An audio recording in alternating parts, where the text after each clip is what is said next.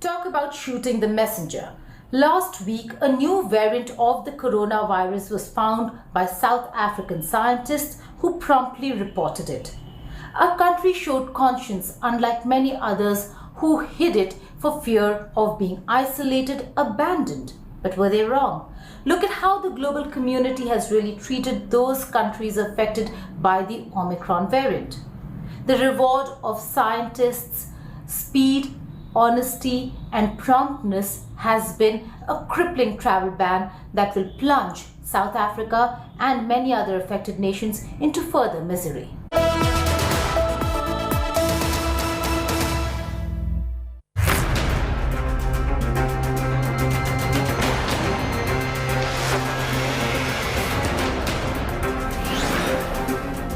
On November 1st, the world passed yet another somber pandemic milestone.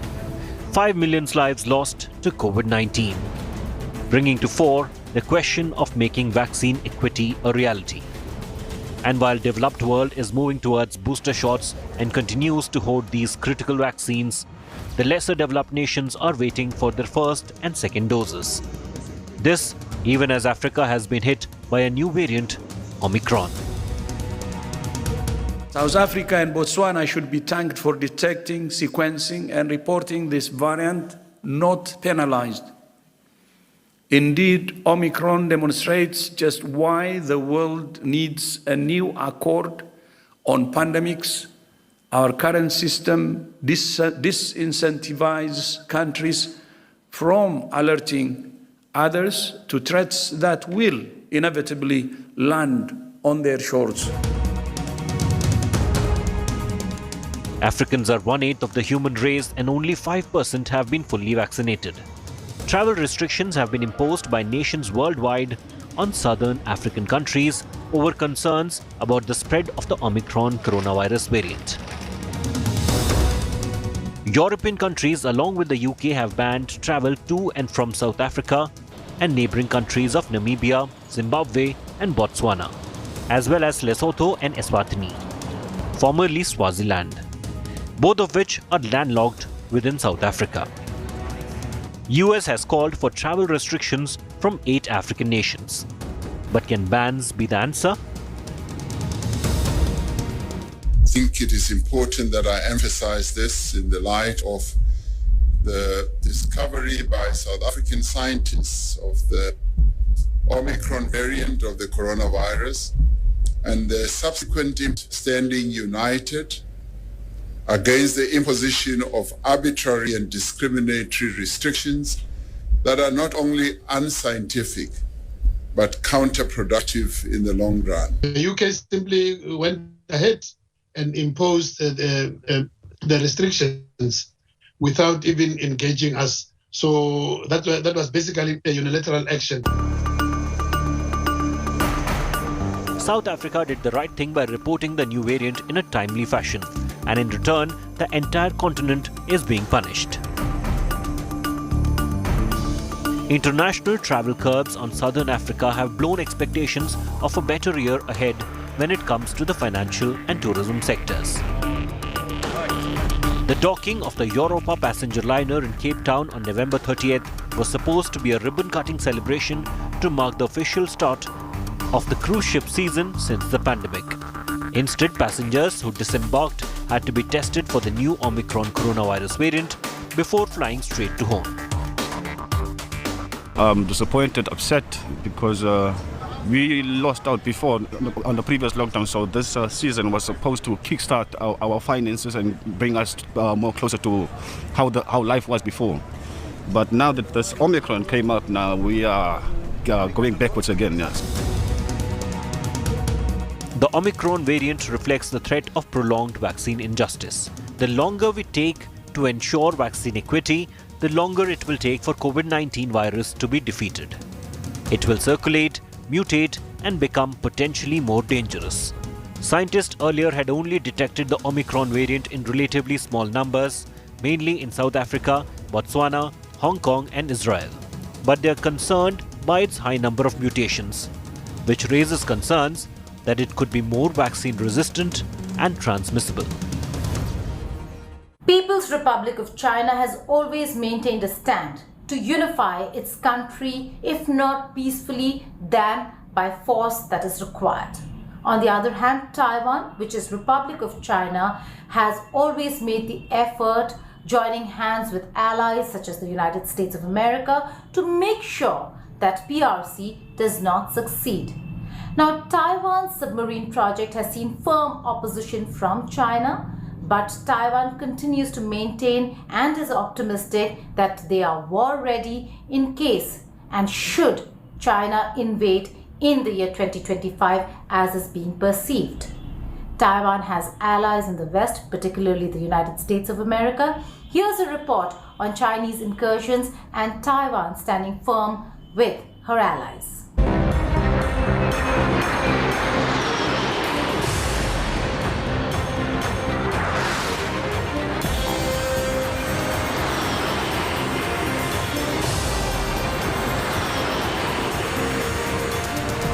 First, the Taiwanese airspace.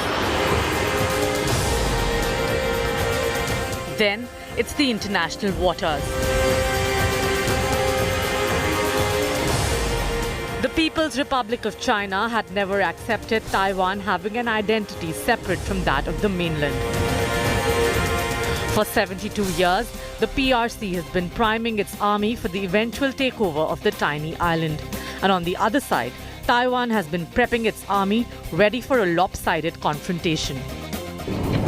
We are only in charge of military side of preparations. Political considerations are a different matter. I think that is what an army is supposed to do. When necessary, it makes war. The army stands at the front line, and whether there will be a war depends on a variety of reasons.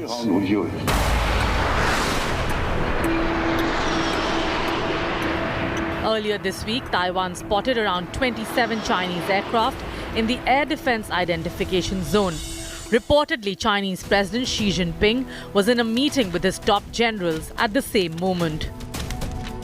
And then the very next day, on 29th November this year, a Chinese nuclear attack submarine was spotted sailing through the Taiwan Straits. The information of the movement came from a US-based defense analyst tweet with this picture. What's bothering China at present is Taiwan's submarine project, which aims to increase Taipei's naval strength. Taiwan's submarine project started in 2017 and has many Western allies contributing to it till date. United States is providing the key technology, including combat system components and sonars. A veteran from Britain's Royal Navy submarine fleet has helped them hire engineers, including former British Navy sailors. Britain has approved multiple export licenses in the past 3 years to UK-based companies to supply technology to Taiwan. Under the same project, Taiwan has hired engineers and technicians from countries such as Canada, Australia, South Korea, Spain, and India. Biden administration's increased assistance is making China furious. In a recent event, despite a firm warning from Beijing, US Representative Congresswoman Nancy Mace visited Taiwan and met President Tsai Ing-wen. Taiwan will continue to step up cooperation with the United States to uphold our shared values of freedom and democracy and to ensure peace and stability in the region. Chinese President Xi Jinping also warned the US during his virtual meet with Biden, asking states to not play with fire, targeting Taiwan's pro-independence agenda. Those offering platform to Taiwan independence forces will find themselves in an awkward place. Those playing with fire with Taiwan independence forces will end up getting burned. Taiwan's success at securing the technology and expertise suggests that the West is concerned about China's expansion policy. As Taiwan is pushing to get its first indigenous vessel into the deep waters, the threat of delayed exported material and Chinese intervention with supplies is always looming. Bureau Report, India Today. Twitter became the latest Silicon Valley titan to appoint an Indian-born CEO, joining the likes of Microsoft and Google. With that, Parag Agrawal becomes the youngest CEO leading an S&P 500 company. But there are a lot of challenges ahead for him. It is not going to be an easy road. Let's take a look at what those challenges are.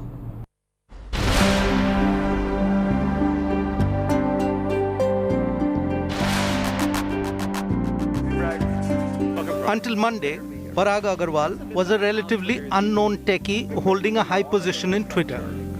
Then came the news that Agarwal was taking over the reins of Twitter from the iconic Jack Dorsey. Overnight, Agarwal rose from a low-profile Twitter loyalist to the most Googled name, at least in India. Now that the excitement has settled on Agarwal's phenomenal rise to lead a multi-billion MCAP company, it's time to see the challenges the IITian will be facing. From all indications, it is a tough road ahead for Agarwal. For one, Twitter's new CEO will be inheriting the company's political disputes and disagreements with the Modi government. There are, of course, other pressing issues. Challenge 1, doubling the revenue. There is a huge target of doubling revenue by 2023, a very ambitious goal by today's standards. Twitter has significantly smaller user base with 211 million daily active users compared to competitors such as Facebook with 1.9 billion users. Following the Elliott Management acquisition in 2020, Twitter set new goals of increasing its user base by 20% per year through 2023 and doubling its annual revenue to $7.5 billion. Historically, Twitter has been slow in introducing new products, which Agarwal will have to change. To begin with, he'll have to give momentum to Twitter Blue, which aims to significantly increase the speed of the social media platform. Challenge 2, censoring hate speech and misinformation. There is the bigger issue of Twitter always being at the center of very contentious political issues such as censoring online speech. Politicians around the world frequently criticize Twitter for how it chooses to control misinformation, hate speech, and other sorts of objectionable content. So far, it has been Dorsey who has been made to appear before lawmakers. That role now falls on Agarwal, a man used to staying away from the spotlights. Challenge 3, Twitter versus Indian government. Twitter and the Indian government have clashed on various matters in the last 2 years. The big clash was on tweets related to farmer protests. The company even moved out its India MD Manish Maheshwari to San Francisco after the UP government slapped cases against him. The new IT rules 2021 was yet another area of confrontation between Twitter and the central government. I acknowledge these platforms have empowered ordinary Indians. The point is, we are empowering the ordinary users of these platforms against misuse. We are out of it. Let me make it very clear. But the point again, I would revert a very simple, straight question. Why should you be reluctant to enforce a mechanism which is your user-centric? What is your hunch? Why don't they do it? Don't ask me, ask them. To remain an active force in India, a huge market for Twitter, Agarwal will have to repair his company's relations with the Modi government. Elsewhere, an 11-year-old tweet has come to haunt Agarwal. The newly anointed CEO is left fending off the right wing in US for equating white racist groups to Muslim extremists. Suffice it to say, Parag Agarwal has his hands full. Bureau Report, India Today. Welcome back to World Today. Winters have come and Afghanistan is going to face one of its worst years. Around 800,000 children are in severe need of suitable protection from freezing temperatures that could lead to diseases and death. In fact, the World Bank has endorsed $280 million from the Frozen Trust Fund to 2 aid agencies for the country to cope with a brewing humanitarian crisis. Afghanistan's 39 million people face a cratering economy, a winter of food shortages and growing poverty since the Taliban seized power as the last US troops withdrew. But that is not enough. While the world debates how can the Afghan people access the humanitarian aid without sending them through the current Taliban regime, many are left starving in a country where they have little left to earn. Meanwhile, the UN has predicted that Afghanistan's GDP could contract by 20% from 20 billion to 16 billion US dollars within a year, saying that the withdrawal of international aid after the Taliban's return to power is an unprecedented fiscal shock. Apart from humanitarian and fiscal issues, the human rights records are dismal. A new report released by the Human Rights Watch has alleged that scores of members of the Afghan security forces were executed by the Taliban after surrendering to them. From August 15th to August 31st, the Taliban apprehended 47 members of the Afghan National Security Forces. Now, the European Union is also engaging the Taliban and Afghanistan to ensure humanitarian aid reaches the people of Afghanistan. To learn a little more on how the Europeans are really handling the situation on the ground, I spoke with a special guest a little while ago. Watch.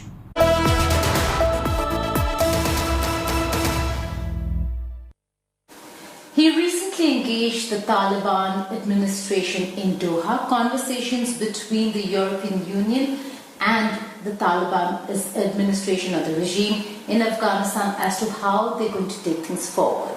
I'm being joined in this exclusive conversation with European Union's envoy for Afghanistan, Ambassador Thomas Nicholson. Many thanks for joining us here, sir. Thanks for having me. Let's begin with your takeaway from the meetings that you've had, or the meetings and engagements that the European Union has had with the Taliban. Where is it headed? So these were the first talks we had with representatives of the Taliban appointed interim government in Kabul, and we met them in Doha. We do not recognize the Taliban, as you know. We also made that clear in the meeting. What we wanted to talk to them about were what the European foreign ministers have defined as benchmarks for our engagement. Some call these principles. And these are basically 5 benchmarks. It's about an inclusive government. It's about preserving the gains made in Afghanistan over the last 20 years in terms of rights of women, girls, minorities. It's about what we call safe passage for Afghans under threat. It's about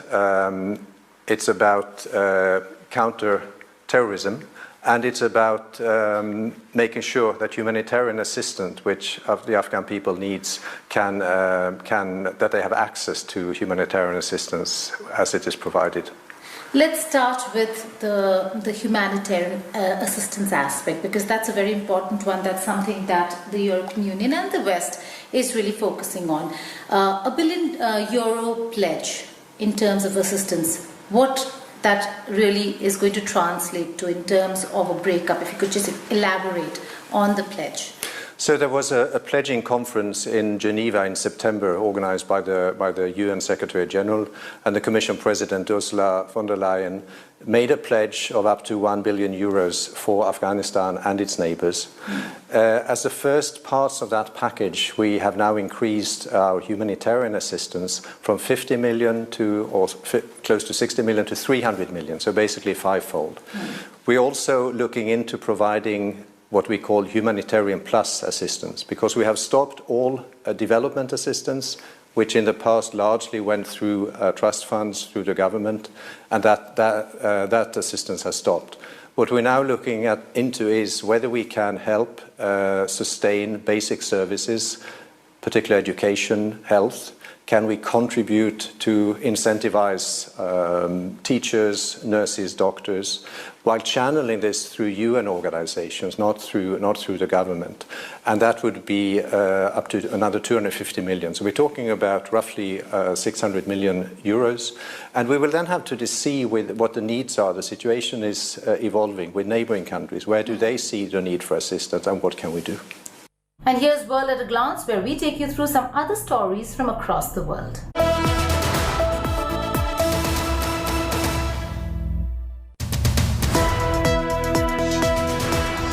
Tensions between Moscow and Washington are rising due to concerns over the Russian troop buildup near Ukraine. In the latest development, Russia has ordered some US embassy staff to leave before 30th January. The trigger has been Washington-led NATO talks on Ukraine. Barbados has ended 400 years of colonization and become a republic. The Caribbean island is no longer a Commonwealth country under the British Queen. I, Sandra Prunella Mason. Dame Sandra Mason was sworn in as the first president. Prince Charles and Rihanna attended the event, and the singer has been declared a national hero. By your words, by your actions, and to do credit wherever. With COVID cases rising, France has reimposed face masks for elementary school children. In September, the French government removed the face mask rule for children in schools when COVID-19 cases were at its lowest. 4 students were killed and 7 injured in a shooting at Oxford High School in Michigan. A 15-year-old suspect was taken into custody and charged with murder and terrorism. The Women's Tennis Association has suspended all tournaments in China. This is in response to Beijing's silence on sexual allegations made by Chinese tennis star Peng Shuai against a former top Communist Party official. WTA chairperson and CEO Steve Simon said that the decision was based on the unacceptable response of Chinese officials in the Me Too scandal. That's all in this edition of World Today. Thanks so much for watching. News and updates do continue on the other side. Stay tuned to India Today.